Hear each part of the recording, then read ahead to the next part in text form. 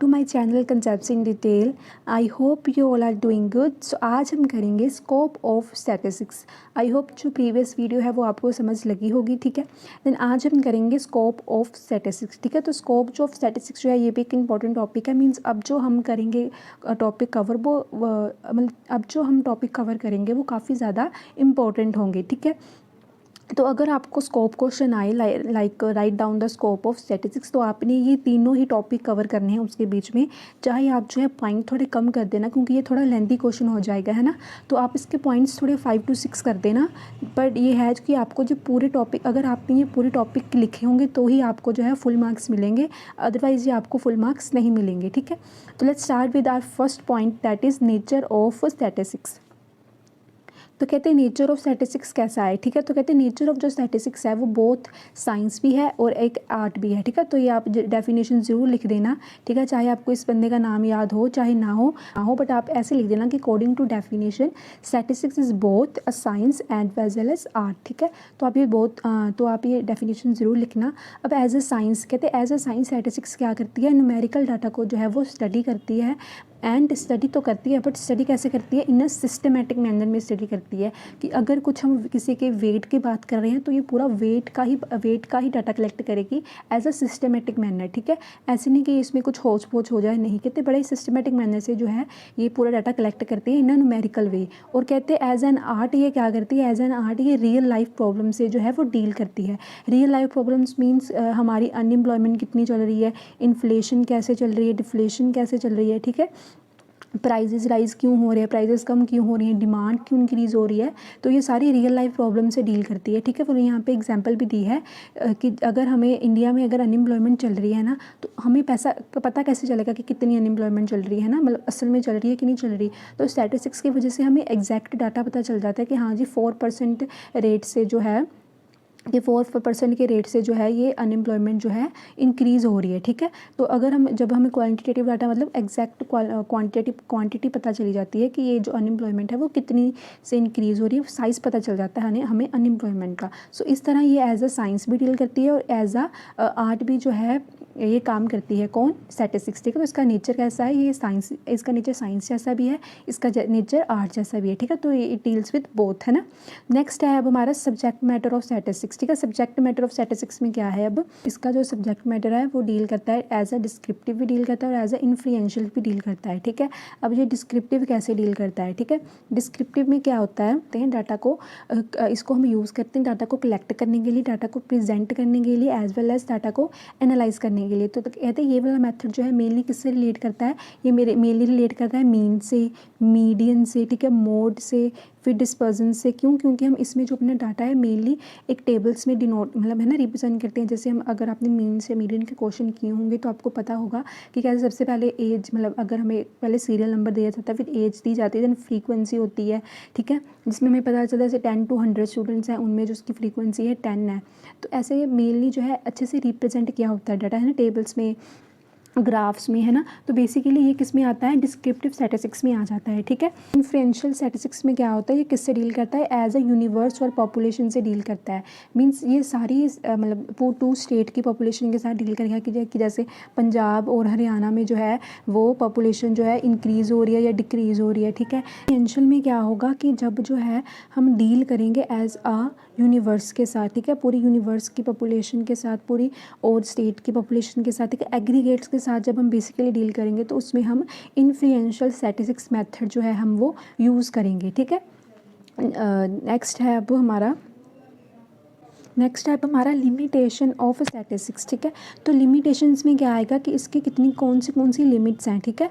मतलब जो हर एक जो स्टैटिस्टिक्स भी है वो हर एक साइड पे परफेक्ट नहीं है, इसकी भी कुछ लिमिटेशंस हैं, ठीक है। तो फर्स्ट लिमिटेशन जो है इसकी वो है स्टडी ऑफ न्यूमेरिकल फैक्ट्स, जिसका मतलब है कि जो ये स्टैटिस्टिक्स है वो सिर्फ न्यूमेरिकल फैक्ट से, न्यूमेरिकल डाटा से डील करती है।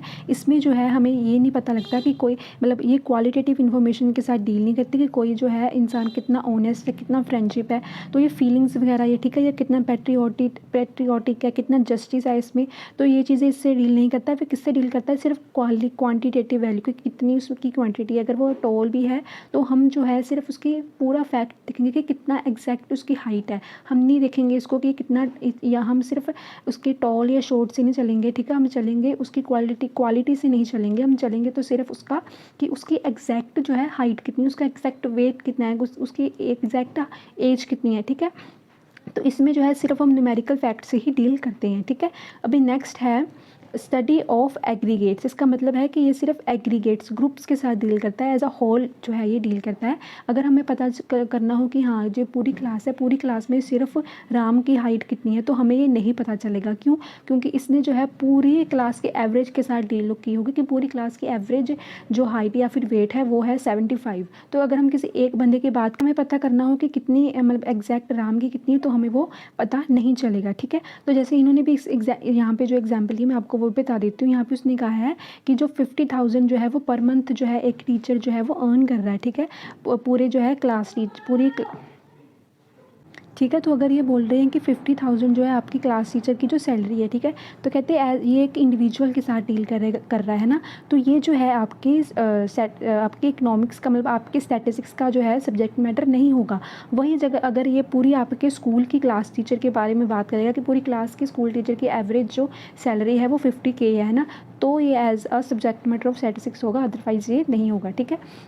नेक्स्ट है homogeneity of data and essential requirement. कहते हैं कि इसमें जो है जो सारा डाटा है ना, सारा डाटा है जो इसमें जो है कि जो सारा डाटा होगा ना वो एक सिमिलर होगा, यूनिफॉर्म होगा, उसमें होमोजेनिटी होगी, ठीक है, वो सिमिलर होगा। कि अगर हम किसी के वेट के साथ डील कर रहे हैं तो हमारा सारा डाटा जो है, सारे रिलेशन जो है वेट्स के साथ ही डील करेंगे हम, ठीक है।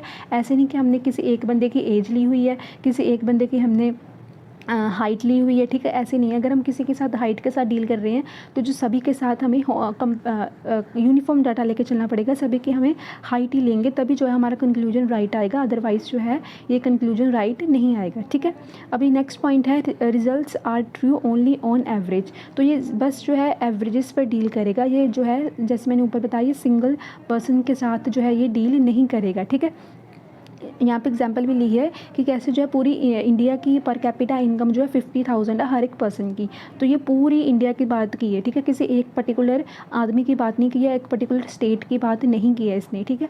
तो इसमें जो है अगर हमें पता करना हो कि सिर्फ इस बंदे की मतलब, अब ये एग्जैक्ट तो नहीं ना है कि सभी की 50,000 होगी, है ना, कोई ऐसे भी पर्सन होंगे जिसकी 50,000 नहीं है, पर हमें देखने में कैसा लग रहा है कि हर एक बंदे की जो है 50,000 ही होगी, ठीक है। तो ऐसा नहीं हो सकता ना, किसी की 50,000 से ज़्यादा भी होगी, किसी की 50,000 से कम भी होगी। सो ये बस सिर्फ कहते हैं इसके सिर्फ ये एवरेज पे इसका डाटा जो है रिलाई करता है, और इसके सिर्फ अगर एवरेज हम निकालना चाहते हैं तो ही डाटा ट्रू आएगा, अदरवाइज जो है ये ट्रू नहीं होगा, ठीक है। फिफ्थ पॉइंट है विदाउट रेफरेंस रिजल्ट्स में बी प्रूव टू बी रोंग। इसका मतलब है कहते हैं कि जो हमने कंक्लूजन्स वगैरह या हमें कंक्लूजन वगैरह हमने कोई समझना है उसको हमने लिखना है, तो हमें जो है सब it is necessary that the circumstance and condition, it is necessary that the circumstance and condition under which this conclusion had be done also studies. तो कहते हैं अगर हमने किसी भी डाटा के कंक्लूजन वगैरह को पढ़ना है तो हमें ये भी पढ़ना पड़ेगा कि ये जो कंक्लूजन है हमारा वो बेसिकली किस जो है बेसिकली ये जो डाटा है वो बेसिकली किस जो है सर्कमस्टांस या किस कंडीशन पे जो है हमने ये बनाया है, ठीक है। हमें उसे भी साथ में स्टडी करना पड़ेगा अगर हमें बेटर जो है व्यू ऑफ कंक्लूजन चाहिए, ठीक है। अगर हम ये नहीं करेंगे तो हमें जो है हमारा जो क्या कंक्लूजन आ रहा है कैसे आया तो हमें ये एग्जैक्ट नहीं पता चलेगा, ठीक है। तो कहते हैं यहाँ पे रेफरेंसेस लिखना भी ज़रूरी होता है, अदरवाइज जो आपका रिजल्ट है वो मे बी रॉन्ग हो सकता है, ठीक है। क्योंकि किसी को क्या पता कि ये जो कंक्लूजन है वो कैसे आ रहा है ना, उसने सिर्फ कंक्लूजन पढ़ लेगा, वो अपने हिसाब से इंटरप्रेट कर देगा। बट अगर आपने पूरे रेफरेंसेस लिखे होंगे, ठीक है, तो ये उससे जो मतलब तो फिर ये आपका जो कंक्लूजन है वो स्टडी करने में ईजी हो जाएगा, ठीक है। अभी इधर जो है एग्जाम्पल लिए, ठीक है, एग्जाम्पल में से अब हम कैसे पता चल रहा है, ठीक है। एग्जाम्पल में अब देखो उन्होंने एक इंडस्ट्री ली है, क्लॉथ की इंडस्ट्री ली है, ठीक है। अब क्लॉथ की इंडस्ट्री में कैसे कहते हैं 3 ईयर में जो है ये अलग अलग प्रॉफिट ले रही है। फर्स्ट ईयर उसका 1 लाख का प्रॉफिट है, सेकेंड ईयर उसका 2 लाख का प्रॉफिट है, और थर्ड ईयर उसका 3 लाख का प्रॉफिट है। तो इसका प्रॉफिट जो है वो इंक्रीज़ कर रहा है, ठीक है। ऑन द अदर हैंड जो उसने दूसरी इंडस्ट्री ली है वो सबसे पहले 3 लाख कर रही है, फिर 2 फिर 1, इसका जो है प्रॉफिट डिक्रीज़ हो रहा है। बट अगर जब मैं कंक्लूजन बनाऊँगी तो मैं टोटल में लिख दूँगी कि हाँ दोनों का जो है 6 लाख जो है वो प्रॉफिट हुआ है। बट अगर मैंने पूरे रेफरेंसेस नहीं लिखे कि कब जो है कितने साल में कितना जो है प्रॉफिट किया उसने, किस कंडीशंस पर उसने प्रॉफिट किया है ना, तो ही मुझे पता चलेगा है ना कि ये वाली जो है इंडस्ट्री जो है क्लॉथ की वो डिक्रीज़ हो रही है, उसका प्रॉफिट डिक्रीज़ में जा रहा है, ठीक है, वो लॉस में जा रही है, और ये वाली कंट्री प्रॉफिट में इंडस्ट्री जो है ये वाली वो प्रॉफिट में जा रही है। इसलिए जो है रेफरेंस लेने बड़ी ही ज़रूरी है, रेफरेंस लिखने बड़े ही ज़रूरी है, सो दैट जो भी कंक्लूजन को पढ़ रहा है उसको पता चले कि कहाँ पे उसको प्रॉफिट हो रहा है, कहाँ पे उसको लॉस हो रहा है। अभी 6 पॉइंट है, कहते हैं जो स्टैटिस्टिक्स है वो मेनली जो है एक्सपर्ट्स के द्वारा ही जो यूज़ किया जा सकता है। अभी जैसे अभी मैं आपको स्टैटिस्टिक्स पढ़ा रही हूँ है ना, तो मेरे अकॉर्डिंग स्टैटिस्टिक्स की थोड़ी नॉलेज अलग होगी है ना, तो आप अभी पढ़ना शुरू कर रहे हो तो आपके लिए स्टैट थोड़ा डिफिकल्ट होगा है ना, तो ये बोलते कि ये स्टैटिस्टिक्स भी नहीं एक्सपर्ट्स के लिए ही है, ठीक है। अगर कोई नॉर्मल बंदा इसको पढ़ेगा तो उसी के लिए थोड़ा अलग होगा और उसके लिए थोड़ा डिफिकल्ट भी होगा है ना, तो कहते हैं इसलिए जो है अनक्वालिफाइड जो पर्सन होगा उसके लिए जो है स्टैटिस्टिक्स को पढ़ना बड़ा ही ज़्यादा डिफिकल्ट होगा है ना। तो स्टैटिस्टिक्स कहते हैं एक तरह का एक बड़ा डेंजरस टूल हो जाएगा इन द हैंड्स ऑफ अनएक्सपर्ट्स, ठीक है, जो इन एक्सपर्ट जो है एक्सपर्ट्स नहीं है, ठीक है। नेक्स्ट है 6 पॉइंट आर इनफ, बट फिर भी अगर आप 7 लिखना चाहोगे तो इसमें है कि प्रोन टू मिसयूज़, तो स्टैटिस्टिक्स है जो स्टैटिस्टिक्स का कई बार जो है मिसयूज़ भी किया जा सकता है कि लोग उसको अपने अकॉर्डिंग इंटरप्रिएट कर सकते हैं है ना। तो कहते हैं स्टैटिस्टिक्स एक लाइक की एक जो स्टैटिस्टिक्स है वो एक तरह की क्ले होगी जिससे आप एक गॉड भी बना सकते हो और जिससे आप एक डेवल भी बना सकते हो, अगर जो भी आपकी इच्छा होगी है ना, एज यू प्लीज़। तो एक इससे हम स्टैटिस्टिक्स में अगर हम अच्छा काम कर सकते हैं तो इससे हम बुरे काम भी कर सकते हैं, ठीक है। Basically 6 points are enough. अगर आप ये वाला करना चाहोगे, कई बार ये भूल जाती है ना, तो आप ये वाला लिख देना प्रोन टू मिस यूज़, ठीक है। So these were the limitations of statistics. अब हम करेंगे इसके जो हैं क्या फंक्शंस होते हैं, ठीक है, क्या क्या जो है ये फंक्शन परफॉर्म करता है। Quantitative expression of economic problem, तो कहते हैं ये जो स्टैटिस्टिक्स होता है वो बेसिकली हर प्रॉब्लम, तो बेसिकली कहते हैं जो स्टैटिस्टिक्स होता है वो हर एक प्रॉब्लम को ना इन क्वांटिटेटिव डाटा में जो है एक्सप्रेस करता है। अगर कोई भी प्रॉब्लम चल रही है, फॉर एग्जांपल अगर इन्फ्लेशन चल रही है, अनएम्प्लॉयमेंट चल रही है, पॉवर्टी चल रही है अपनी कंट्री में, तो ये सारी प्रॉब्लम्स को है इन न्यूमेरिकल वे में एक्सप्लेन करेगा कि इन्फ्लेशन है वो 4% से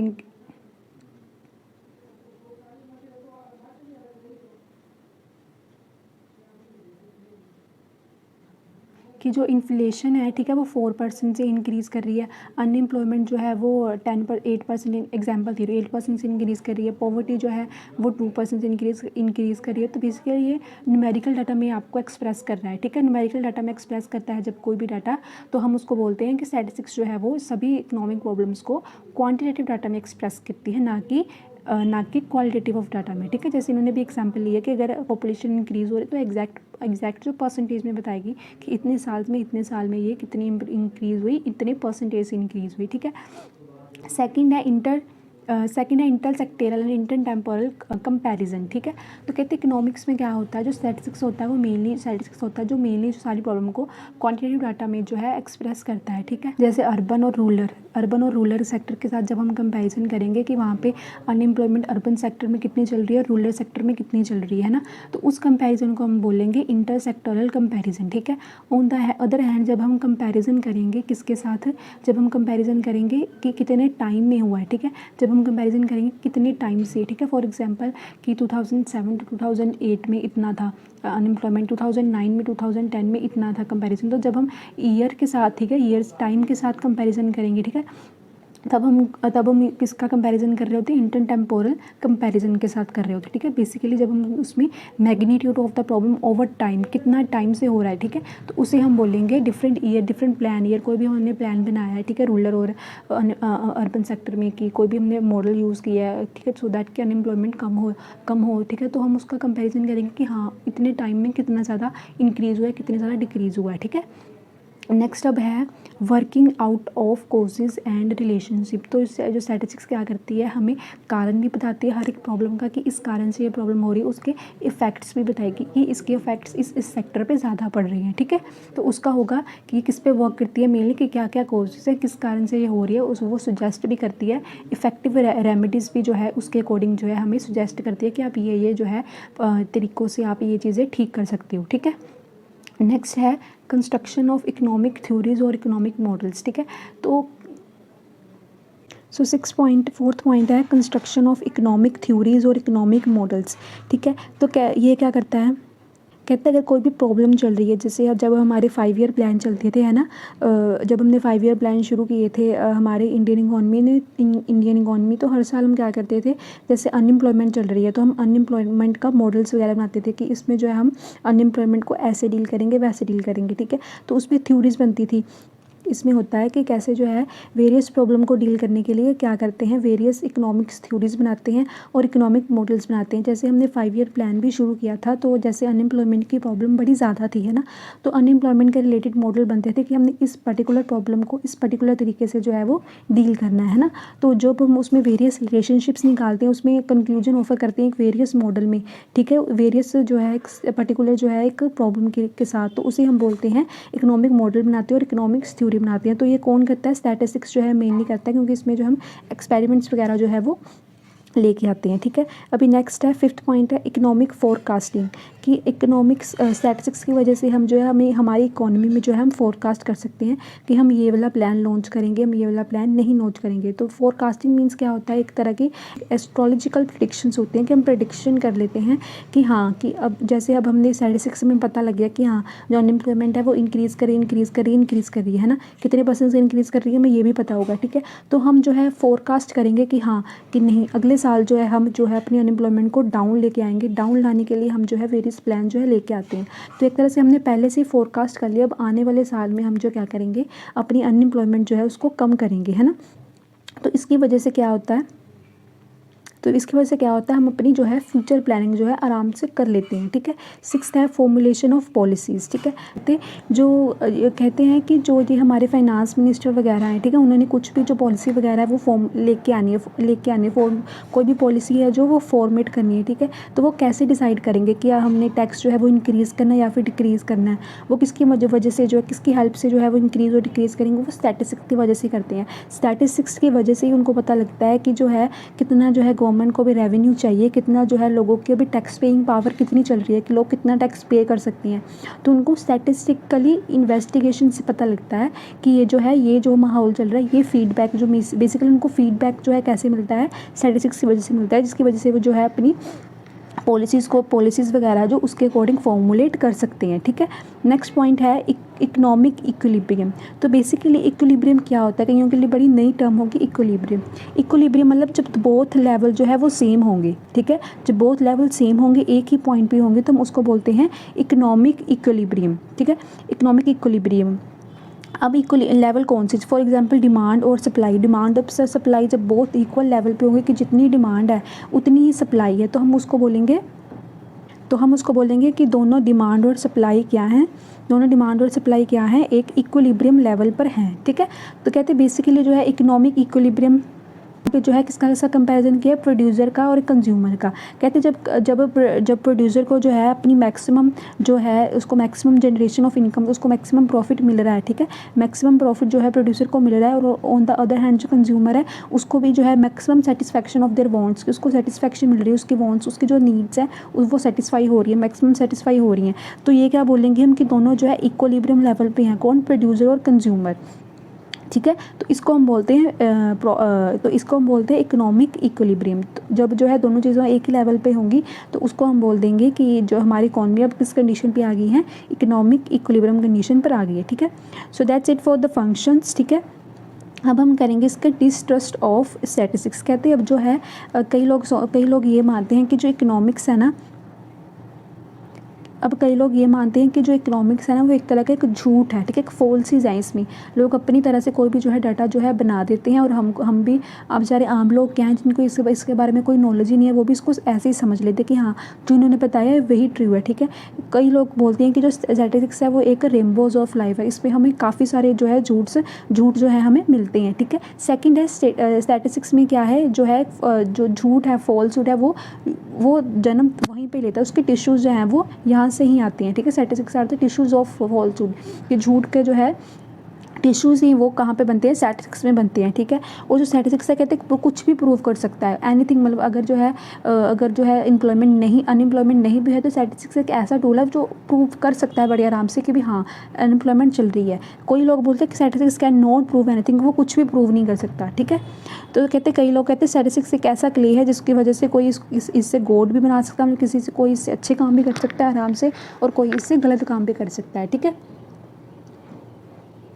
अब आगे लिखा है, कहते हैं स्टैटिस्टिक्स जो है वो कोई भी इंसान कोई भी किसी भी तरह से जो है फैक्ट्स इंटरप्रेट करके अपने अकॉर्डिंग जो है वो किसी को भी मिसलीड कर सकता है। कहते फॉर एग्जांपल जो है अभी एक जो गवर्नमेंट है, गवर्नमेंट ने बोला कि जो गवर्नमेंट रूल कर रही है उसने बोला कि 2011 में जो लोगों की पर कैपिटा इनकम है हर एक की वो इंक्रीज़ हुई है, ठीक है, इंक्रीज़ हुई है। और ऑन द अदर हैंड दूसरी गवर्नमेंट बोलेगी कि नहीं ये झूठ बोल रही हैं, जबकि जो पर कैपिटा इनकम है वो डिक्रीज़ हुई है किससे, 5% से। उन्होंने कहा है 17% इंक्रीज़ हुई है, बल्कि जो अपोजिट गवर्नमेंट है वो बोल रही है, अपोजिशन गवर्नमेंट है वो किससे कंपेयर कर रही है, वो 5% से कंपेयर कर रही है। और वो कंपेयर कौन से ईयर से कर रही है, 2011 और 12 के प्राइसेस से कर रही है। बट जो आम लोग हैं अभी ये थोड़ी देखेंगे कि वो किससे कंपेयर कर रहे हैं, वो तो सिर्फ यही देखेंगे ना कि हाँ ये सच में जो है 5% से इसको डिक्रीज़ हो रही है ना। तो इसकी तरह इसके मतलब ये होता है कि इसको कोई भी जो है इसको किसी भी तरह से इसको प्रूव कर सकता है, ठीक है। नेक्स्ट है अब वट कॉजेज़ ऑफ डिस्ट्रस्ट, मतलब किस कारण, ये कौन से कारण है जो ये डिस्ट्रस्ट जो है पैदा करता है किसमें, स्टैटिस्टिक्स में, ठीक है। ये जो जिस तरह का सब्जेक्ट मैटर है ना स्टैटिस्टिक्स में, उसमें क्या होता है कोई भी पर्सन जो है इसके डाटा को ईजिली जो है मैनिपुलेट कर सकता है, मीन्स किसी भी तरह उसको चेंज कर सकता है, मोल्ड कर सकता है अपने अकॉर्डिंग। मीन्स अगर वो चाहता है कि ये जो डाटा है वो रॉन्ग प्रूव हो, है ना, तो वो किसी भी तरह से इसको रॉन्ग प्रूव कर सकता है। और अगर कोई भी इंसान चाहेगा कि ये जो डाटा है वो मतलब अच्छा मतलब अगर कोई भी बंदा ऐसा चाहता है कि ये जो डाटा है वो राइट प्रूव हो, है ना, सही प्रूव हो, तो वो किसी भी तरह इसको कर सकता है, ठीक है। कहते हैं मतलब different kind of statistics are obtained in respect of given, तो कहते हैं अलग अलग स्टैटिस्टिक्स जो है ऑब्टेन्ड हो सकता है अगर कोई भी प्रॉब्लम चल रही है। फॉर एग्जांपल अगर इन्फ्लेशन चल रही है ना, तो इसको हमें इन्फ्लेशन को किसी भी तरह से जो है वो हम प्रेजेंट कर सकते हैं, हम इन्फ्लेशन को प्रेजेंट भी कर सकते हैं और हम ये भी बोल सकते हैं कि भाई नहीं इन्फ्लेशन हो ही नहीं रही, क्योंकि डिफरेंट स्टैटिस्टिक्स जो है हम ऑब्टेन्ड कर सकते हैं, ठीक है। सेकेंड पॉइंट है स्टैटिस्टिक्स कैन बी ऑल्टर्ड, कहते हैं इसको हम किसी भी तरह से चेंज कर सकते हैं जो भी इसका कंक्लूजन है उसके अकॉर्डिंग, ठीक है। थर्ड है कि इसको हम किसी भी तरह से इस तरह से भी प्रेजेंट कर सकते हैं कि अगर कोई भी इसको पढ़ रहा है, इसके रीडर को हम आराम से जो है कंफ्यूज करने के लिए हम जो है इस स्टैटिस्टिक्स को इस तरह से भी जो है प्रेजेंट कर सकते हैं, ठीक है। फोर्थ पॉइंट है जब भी स्टैटिस्टिक्स को हम अब आधी मतलब पार्शियल मैनर में करेक्ट करेंगे। फॉर एग्जाम्पल अगर हमने जो है इन्फ्लेशन पर अगर हम स्टडी कर भी रहे हैं, है ना, तो अगर हमने उसको फुल्ली जो है इन्वेस्टिगेट नहीं किया, सिर्फ कुछ ही चीज़ को हमने कुछ ही चीज़ को हमने इन्वेस्टिगेट किया और हमने बोल दिया कि हाँ ये जो है सच में जो है इन्फ्लेशन चल रही है, तो इसकी वजह से जो कहते हैं हमारा जो है कंक्लूजन रॉन्ग प्रूफ होगा और जिसकी वजह से क्या होगा, हम जो है हमारा जो स्टैटिस्टिक्स पे ट्रस्ट जो है वो उठ जाएगा, ठीक है। नेक्स्ट है अब कहते हैं स्टैटिस्टिक्स में जो क्या होता है कि गलती उसकी नहीं होती है कि जो ये है कि स्टैटिस्टिक्स पढ़ रहा है, ये स्टैटिस्टिक्स की गलती नहीं है। गलती किसकी है, इसको कलेक्ट करने वाले की, स्टैटिस्टिक्स को बनाने वाले की। जो स्टैट आपने जो पर्टिकुलर टॉपिक पे आप बना रहे हो, काम कर रहे हो, उस बंदे की गलती है जो इसको कलेक्ट कर रहा है, ठीक है। ये स्टैटिस्टिक्स की गलती नहीं है। कहते वही मतलब इन्होंने एग्जाम्पल बड़ी अच्छी दी है कि कहते हैं अगर तो हम जो है ये कोई भी डॉक्टर से जो है हम दवाई लेने के लिए गई, ठीक है, डॉक्टर ने जो हमें दवाई दे दी और हमें ठीक लग गया, ठीक है, तो इसके डिसीज़ के अकॉर्डिंग है ना कि जो हमें बीमारी उसके अकॉर्डिंग हमने दवाई दे दी तो हम ठीक हो गए। बट अगर हम किसी मतलब ऐसे के पास सिंपल या केमिस्ट के पास चल गए या फिर ऐसे जो डॉक्टर ही नहीं है, ठीक है, हम उसके पास चले गए और उसने हमें कुछ बेकार सी दवाई दे दी जो कि हमारे लिए कल को एक पॉइजन की तरह भी हो सकती है ना, तो इसमें गलती किसकी, जब गलती किसकी हुई, अब इसमें जो गलती मेडिसिन की थोड़ी हुई कि मेडिसिन तो ठीक है वो तो अपने अकॉर्डिंग ही काम करेगी, इसमें गलती किसकी हुई, डॉक्टर की गलती हुई, उस बंदे की गलती हुई जो डॉक्टर है ही नहीं, जो उसके कैपेबल है ही नहीं और उसने जो है आपको कोई सी भी दवाई उठा के दे दी। तो इस तरह जो है गलती स्टैटिस्टिक्स की नहीं है, जो इसके साथ वर्क कर रहा है, जो इसका यूज़ कर रहा है, जो इसको काम कर रहा है, जो इसको प्रेजेंट कर रहा है, गलती उसकी है, ठीक है। नेक्स्ट है अब कि कैसे हम जो है स्टैटिस्टिक्स में जो है रिमूव कर सकते हैं डिस्ट्रस्ट को। तो सबसे पहला पॉइंट है कि हम क्या करें, कंसीडर करें कि जो स्टैटिकल लिमिटेशंस क्या क्या हैं, कि किसके अकॉर्डिंग रहकर जो है हमें अपना स्टैटिस्टिक्स है, जो स्टैटिक डाटा है जो है हमें वो कलेक्ट करना है। हमें उसकी लिमिटेशंस पता होनी चाहिए कि हाँ जैसे मैंने आपको लिमिटेशन करवाई कि ये सिर्फ न्यूमेरिकल डाटा ही कलेक्ट करती है, तो हमें पता होना चाहिए कि हाँ ये सिर्फ हमने न्यूमेरिकल डाटा में रहकर ही अपना जो है पूरा जो है कंक्लूजन निकालना है, जो पूरा डाटा जो है कलेक्ट करना है, ठीक है। अगर हम उसी में ही लेके आ जाए टोल है, शॉर्ट है, तो ऐसे काम नहीं चलेगा। तो हम जो है इसका कंक्लूजन अच्छा नहीं आएगा। तो अगर कंक्लूजन अच्छा नहीं आया तो जो है डिस्ट्रेस अपने आप ही जो है ऑब्टेंड हो जाएगा, ठीक है। सेकंड है नो बायसनेस, कि हमें कोई भी जो है डिस्क्रिमिनेट, हमें भेदभाव नहीं करना चाहिए कि अगर मैं अपनी पार्टी के लिए जो है, मतलब अगर मेरी गवर्नमेंट रूल कर रही है ना, ये वाली गवर्नमेंट, तो मैं इस वाली गवर्नमेंट के अकॉर्डिंग अपना डाटा बना रही हूँ, है ना। मैं सिर्फ उसमें अच्छी अच्छी बातें लिखूँगी कि नहीं इन्फ्लेशन तो इस पर ही हुई ही नहीं, एम्प्लॉयमेंट भी देखो कितनी अच्छी हो गई है ना। तो ये चीज़ें नहीं करनी चाहिए हमें। मुझे बायस, किसी को भी बायस नहीं रहना चाहिए। मतलब अगर रियलिटी में अगर कोई चीज़ ख़राब हो रही है तो हमें उसके बारे में रियलिटी में, रियल में लिखना चाहिए, ना कि बायस होकर सिर्फ अच्छा ही लिखना चाहिए। तो इससे जो क्या होगा, जो डिस्ट्रेस ऑब्टेन में डिस्ट्रेस जो है वो बना हुआ है वो थोड़ा ठीक हो जाएगा, ठीक है। थर्ड पॉइंट है applications by experts. So statistics जो है कहते हैं should be used by the only experts to minimise the, तो कहते हैं स्टैटिस्टिक्स जो है मेनली जो है एक्सपर्ट्स के द्वारा ही यूज़ किया जाए, सो दैट कि जो है इसका मिसयूज़ ना हो। और अगर मिसयूज़ नहीं होगा तो ऑब्वियसली जो क्या होगा, इसमें जो है डिस्ट्रेस पैदा नहीं होगा, ठीक है। So this was the main points of distress, ठीक है। So that is it for today's video. I hope ये आपको जो है पूरा चैप्टर समझ लगा होगा, ठीक है। तो अगर आपको ये चैप्टर समझ लगा होगा then please do like, share and subscribe to my channel. Watching.